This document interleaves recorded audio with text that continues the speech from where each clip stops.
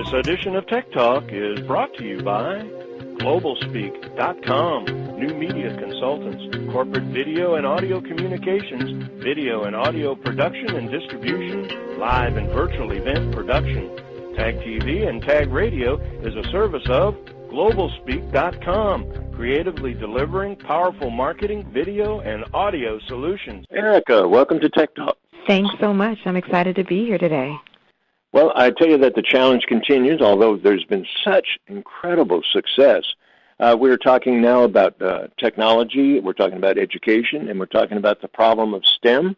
Needless to say, one of the biggest issues that we're really facing just recently have been the lack of qualified people. Too many jobs that are being left open, not a question of unemployment, but actually full employment. So I guess, Errika, let's touch upon a couple of things to begin with. Number one is, obviously, while it's been already 9 months that you're the new executive director for the collaborative, but maybe go into a little bit about how you see that role and how you've kind of now experienced in some time with the collaborative, and whether or not you feel it was what you had anticipated. Well, let me just say that this has been an opportunity to really just bring my passion forward. Ever since graduating from Georgia Tech, I've been very engaged with helping and supporting other students, quite honestly, to catapult and to trump any type of career opportunities that I've had, exposure that I've had, and to ensure that more students have the same, if not better, opportunities. So serving in this type of role for this organization has been, quite honestly, a blessing. To be able to serve, to give back, to focus on students throughout our state of Georgia. There still exists many disparities in terms of the type of access that's available for all students. So anything that we can do as an organization to mitigate some of that, I feel is our responsibility. So to specifically answer your question, I see this role as being a champion. I see this role as being a change agent. I see this role as being a supporter, particularly to the amazing team members that are a part of the Tag Ed staff that focus on everything from revenue generation to community partnerships to very specific programmatic efforts. This role has responsibility for all of that because this organization serves as a voice for the thousands of students that exist out there in our state of Georgia. Well, I tell you, if you were running for governor, you'd have my vote. I appreciate you. No, well, it's again, as I'm sure you've witnessed, the fact that it's really amazing how quickly we talk about change. It's almost an overworked phrase, redundant. But the reality of it is that I don't think we've come to fully understand how radical that particular position is. Change is now the constant. So in that environment, whereas before we could, deal with a certain level of discipline and maybe result outcome the same way you did business planning on a business model, you could pretty much assume that with a certain level of education and training, you would progress to a certain level and then move on to the economy and then your career and et cetera, et cetera. Now it's such a truly dynamic environment. I think probably most of us that are not in academia are kind of challenged with, how in the world does academia keep up? How do you stay ahead of, maybe in some cases, the technology advanced students are better prepared and better equipped than even necessarily you are as a teacher or a professor. So let's go into a little bit about how, in a public-private collaboration, how does an enterprise influence? How does the business community, impact the academic community? Is it open for consideration? Is it open for collaboration? Do you see a little bit of resistance or a whole lot of hands out saying, we're glad that you're here to give us help? Sure. I think our board is a great reflection because it's made up of corporate industry leaders who are here and they're engaged with Tag Ed because they recognize they want to be a positive influence on the educational experience that's happening in our communities. They see the need, they see the gap that you mentioned in terms of from a workforce development perspective, and they want to have direct connectivity to our educational leaders who clearly are the touch points and have the capacity to impact students as they learn, as they grow, as they gain exposure. So we find and we see nothing but very positive engagements, but here again, it's probably because the people that are engaged with us are very intentional about what they're doing. Where we see an opportunity is for us to go out in the community and to make those connections where they don't happen organically, so that more opportunities like that can exist, so that more opportunities like that can create a positive impact for students where, again, that's not naturally happening in their particular environments. But I think from the standpoint of companies, they get it. They recognize that we can't influence everything. Money doesn't actually change everything. Sometimes it takes their active engagement, their active involvement, their ability to do some transference of skills. That's one of the reasons why we love our internship program or our digital immersion experiences, because they allow that osmosis to happen. And for many students, it actually becomes a supplement to their educational experience. So in this day and age that we're in, particularly if we're going to stay competitive or if we're going to stay on trend with the things that are very relevant right now, like artificial intelligence and health, IT, and cybersecurity, thankfully, companies recognize they have to be a major player in the process. They have to be a part of the ecosystem that exists, and that we can't rely solely on what's delivered in the educational community, that they have to play an active role in that. And we're glad to be a catalyst for all of that. I'm guessing now that, I could be wrong, but I think the collaborative now is in its 8th or 9th year, 10th year maybe? It could be that long it's been around. What's really impressive is the fact that just that time ago, now of course 10 years is seemingly a long time, especially in this day and age. They jokingly say dog years or cat years or something in terms of how fast things are changing. And so in that environment, we'll jokingly say here, well, that's 20 minutes ago. The bottom line of it is that when you go back just 6, 7, 8 years ago, if you'd have said STEM, I mean, to be candid with you, if it said TAG, T-A-G, there might not have been a statewide understanding, I mentioned bubbled internally as far as the feeling that the community is fully aware and engages in everything that TAG is all about. Well, when you step out of that bubble, you begin to hear and to speak to other people who may or may not completely understand.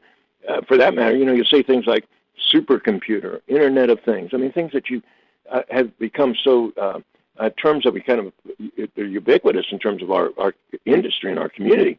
Our community. Yet step out of the bubble, and people really, in many cases, don't really clearly get it, not yet.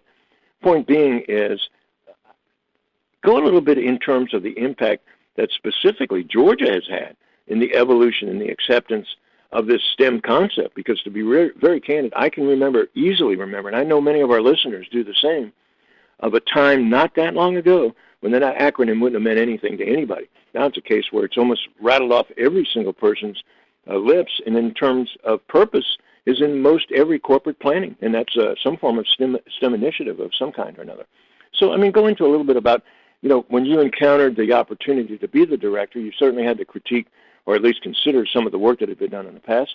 Give us, an objective standpoint to a degree of how you feel about how well we've played a role here in Atlanta as it relates to not only Atlanta and the state, but to the overall acceptance and understanding of the STEM initiative. So I'll tell you that, so here's what's really going to mess you up, right? So to answer your first question, Tag Ed has been around since 2002. So for 16 years, right? And what's really crazy about that is not much before that was when STEM was actually birthed and, brought to fruition by the National Science Foundation and the whole acronym. And to your point, the whole understanding around what was the relevance of it. Mm-hmm. In many ways, it was more of an opportunity to market a concept and a thought process around how do we want to organize and engage students around learning that is truly relevant. But the reality is, as time has progressed, I think we've become more aware as to how significant that 20-plus-year-old thought process actually was at that particular time. It's now catching up to us as we look at, statistically the numbers around, for example, there's an estimated over 1 million, STEM type-related jobs or specifically technology-related jobs that will be needed by the year 2022. Well, they've been putting that number out there for a while, but we're in 2018.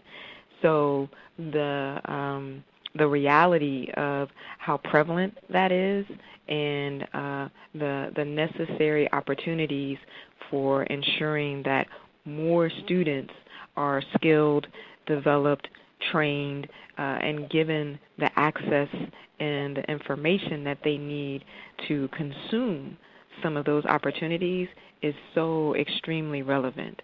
If you look at it specifically like from a computer science perspective, and for the state of Georgia, Georgia is working diligently to ensure that we can close the gap that exists between the number of jobs that are needed and the number of students that we're producing that can take on those job opportunities. Right now, the number of jobs that are needed still outpaces the number of students that we are training to serve in those capacities.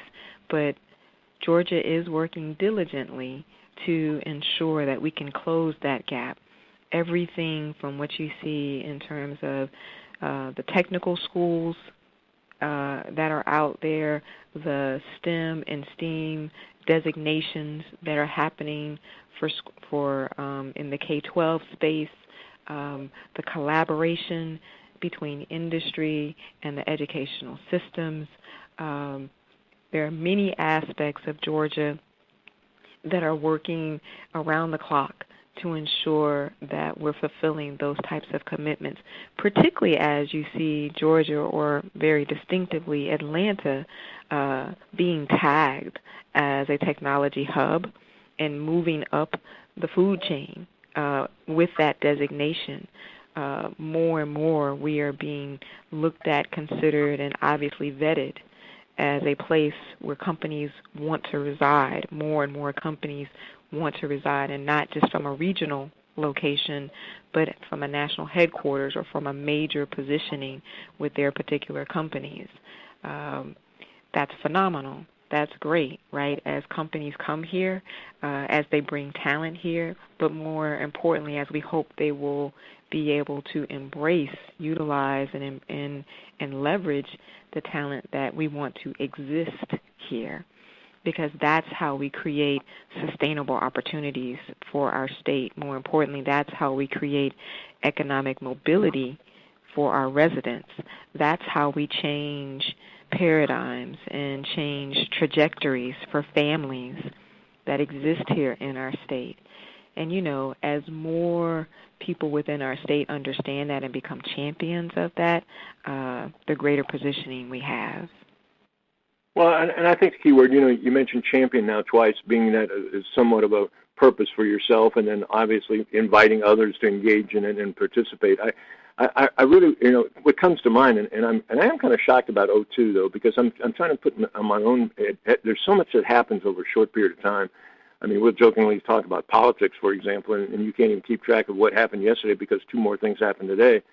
I think in the incredible surge of innovation and the incredible surge of paradigms that shifted. I mean, there wasn't one anymore. There were several that were going on over, say, the last decade or so. I certainly can appreciate, and we began to identify things like engineering roles, especially in the space industry and those kind of things. They started to come to the surface that there weren't going to be, so many people were retiring, and obviously not enough going into the colleges or training program to fill those positions. That said, in the meantime, what's happened so quickly? I mean, how well Georgia has done in areas where, the Eastern philosophers will say a moment of non-existence before existence. boom. And what I'm talking about here, for example, is the film and movie industry. I mean, go back 10 years or 12 years with that in the state of Georgia and look at it where it is today.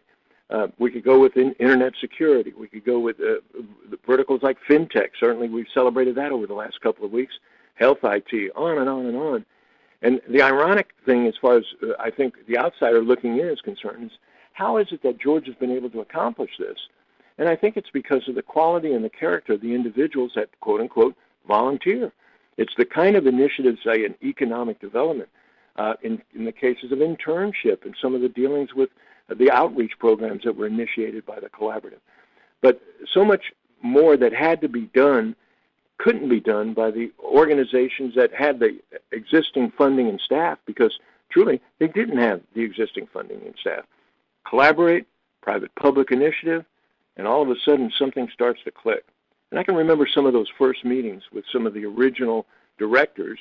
One of the biggest challenges that we had was, kind of having, I wouldn't say an arrogance, but an attitude that said, well, academia, you don't really know how to teach. We need to tell you. We need to show you. And it didn't take very long for pretty astute executives that have been dealing on a global basis to understand that, if you think you know it all, you don't. And I think once some of the volunteers really got on the road, really started working hand in hand with some of the academics, they began to really understand and see the breadth and the depth of the challenge that they were addressing. And in that, I think even more than going into it to begin with, began this formation of that purpose that I think you're expressing. Let's talk a little bit about that, because I am excited in hearing in your voice that kind of commitment and passion that just comes out of doing something you really care about, really love to do, and you're surrounded by a positive environment that supports you doing it. Can't ask for more than that. You mentioned the word blessed. Let's go into a little bit about your feeling in terms of the relationship with our volunteers and our corporate executives and the academic community. You kind of touched upon it a little bit before, but maybe dive into a little bit more into that. Sure. Our internship program that you alluded to, right, is one of the best examples of all of that coming together. The internship program, which that has been around since 2009, is an opportunity where we take high school students, minimal age of 16, and we give, not us, our host companies, they ensure that they have real-world experience, work-life experiences, working with actual teams, impacting the bottom line of those particular organizations, and enabling them to see, okay, if this is a pathway of interest to me, what does it look like, right? When I come out of the other side of this higher education experience, what does this look like? That's huge. That is absolutely huge. And, there are enough articles at this point that really speak to the value of that, even specifically at the high school level. It's obviously been established for many years from a collegiate perspective in terms of co-ops and internships, but companies are truly starting to understand now the impact of engaging with that from a high school perspective. Now, I would be misleading if I didn't state that we could always use more host companies, because the reality is we have become a destination, I'll say, for students in terms of seeking out these types of opportunities, and we are currently sitting in the busyness and the crux of our internship vetting process right now, where we don't have enough internship opportunities to fulfill the need of extremely talented students that are looking for a place to land and a place to have that experience. But for the companies that do, we highly appreciate them. We thank them for their support. We thank them for stepping in and recognizing that this is a very intentional and positive way to close the gap, to make an impact on students.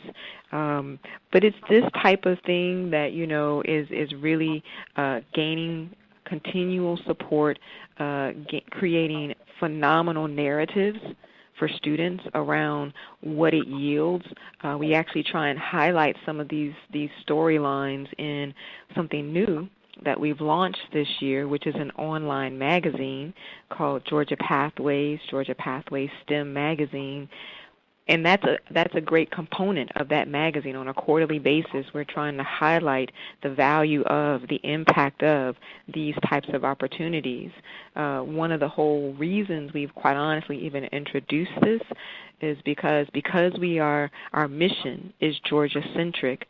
We're trying to put information in the hands of educators and administrators and even students across the entire state, even in places where we haven't traditionally had an opportunity to kind of penetrate that market and to gain access to those students or to those educators. We want to empower them with information. We want to tell them about programs that are happening across the state. We want to encourage them by telling them about students who have been able to gain value from taking advantage of these types of programs. We want to tell them what the Department of Education is doing, because we know that they are a phenomenal force working diligently every day, but here and still we recognize that they can't necessarily reach everybody that they're trying to reach. So again, when I mentioned previously about being a voice, we're using that as a tool for doing that, because at the end of the day, we really serve as, or trying to serve as the great connector, as the catalyst, as the organization that's bridging together industry and students, because it's critical. It's critical to our success as a state. Well, we're heading to a close, but the bottom line of it is that without question there have been, I think, committed members of TAG that have always been there and have always been willing to serve extra miles, do whatever it takes. You mentioned money isn't always important, but money's always been there in order to make sure that things were able to get done. But equally as important was the time, the energy, I think maybe the passion, the adulation that got out of just being, as you point out, physically involved, the mentoring and actually seeing and experiencing some of the things that are just absolutely so incredibly impressive that are going on in some of the high schools. I can remember the first time I ever encountered some of the younger students that had been honored at the first Vine event. I'm not sure we called it that at the beginning, but the first time we actually recognized some of the students in a competitive environment, I had to laugh because, they couldn't have been, I guess maybe 13, 14, I don't even know, maybe even younger. And you'd interview or you speak with them, and they said, well, I'm the president, and this is my marketing director, and this is my sales director. They had their own corporation, their own mentality, their own understanding of the hierarchy of the decision-making process within the organization. They were really not just simply going through the motions. They were actually in the moment and training for the future. It was a real exciting thing to see. Well, now, of course, you've taken it even a step further when you magnify that times the capability that obviously some of the young people now have in terms of the digital technologies and equipment that we can leverage. I guess really the bottom line now becomes, how do we continue to be the leader? How do we continue to set the pace? How do we continue to deliver the results and keep our members and the outreach of those members excited and continue to participate in the support of the efforts and the activities that you've been talking about? Errika, tell us what we need to, what would you like to say, because you are talking to those that are saying on the sideline, been watching, wanted to play, got involved a little bit, gosh, I'm so busy, business is up, but I do care. What can I do? How do I get involved? What would you tell them? Great question, and I appreciate that opportunity to address that. I would say we have engagement opportunities at all levels. So whether someone has a couple of hours to dedicate, whether they have a whole day that they can dedicate, whether they just can come in and speak to an audience of students for 20 to 30 minutes, whatever their availability is for them and for their lifescape, we have opportunities by which we can engage people and put them in front of talented students who need the information, students who need the support. So we just encourage them to reach out to us.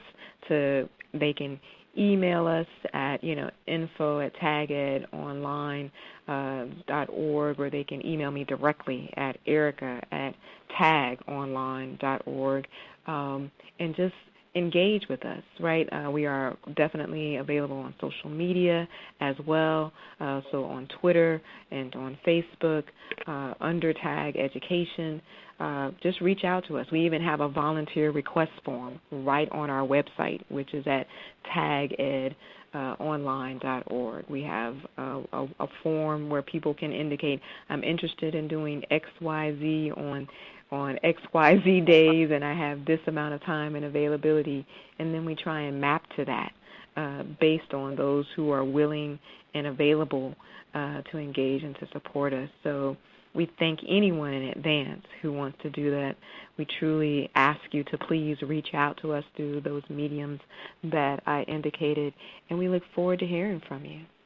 I can tell you that two numbers that come to mind real quick, Eric. What was the last turnout for STEM Day? I can't even remember because it got to the point where it was like a couple of 100,000, wasn't it, statewide? I mean, it seems like I can remember a time when it was hardly getting announced at all, and then the next thing we heard, literally there was many, many thousands of people participating. Do you recall the number for last year? I'm trying to remember it, but it was literally a couple of 100,000. Went from on the statewide STEM Day as far as. Oh, absolutely, and that's only increased exponentially this year in terms of. I'll just put it like this: in terms of just engagement, impressions, and people that were actively participating in all the things that were going on. We practically had 2 million impressions that happened on Georgia STEM Day this past year. This past couple of weeks ago, as a matter of fact, May 4th. We use Learning Blade, which is an LMS, a platform that's primarily targeted towards 5th through 9th graders, but we had over 12,000 just through that medium alone across the entire state. We had, hundreds of thousands of people engaged in different activities based on like our registration and based on those who sent us information and those who posted up images. So we have people that are actively trying to ensure that students are gaining the access and gaining the encouragement and the empowerment that they need to make decisions around STEM career pathways, and we just totally love that. That's so phenomenal. Well, I got to tell you, it's baseball season or it's coming up, and the first thing that comes to mind is, put me in, coach, I'm ready to play. I think the bottom line of it is anyone that's listening out there that's been thinking about it, you've been sitting on the sidelines, it's not over. It's actually just begun. Probably need you more now than ever before because the numbers, as Eric is talking about, are growing exponentially. The challenges are getting more dynamic. It doesn't mean 100% full-time. It can mean just a touch point, as Eric is saying, where you can lend a hand and also get a lot of good sense of pride and a certain level of adulation because you brought something to the community as well as earning from the community. I got to tell you, all I hear is that you guys are making a lot of things happen. While it's maybe been 9 months, it seems like you have made a lot of impact in a very short period of time. I got to say, congratulations for all this you're doing and for the exciting things that you're planning, and really for taking a few minutes out of, I know, a busy schedule to join us for a couple of minutes today on Tech Talk. Thank you so much. It's been an honor and a pleasure. It's been a phenomenal experience to share, to identify, the great things that are happening from the Tag Ed, the whole team. I thank you for the well wishes. But Tag Ed is an awesome organization that's been around for years, and I'm just honored to serve, humbled and honored to serve in this capacity. So again, please reach out to us. You can reach me directly at Errika@tagonline.org, and that's Errika spelled ERRIKA, or please visit our website at tagedonline.org, where you can provide information via our volunteer request form and let us know how you want to engage. Thanks so much.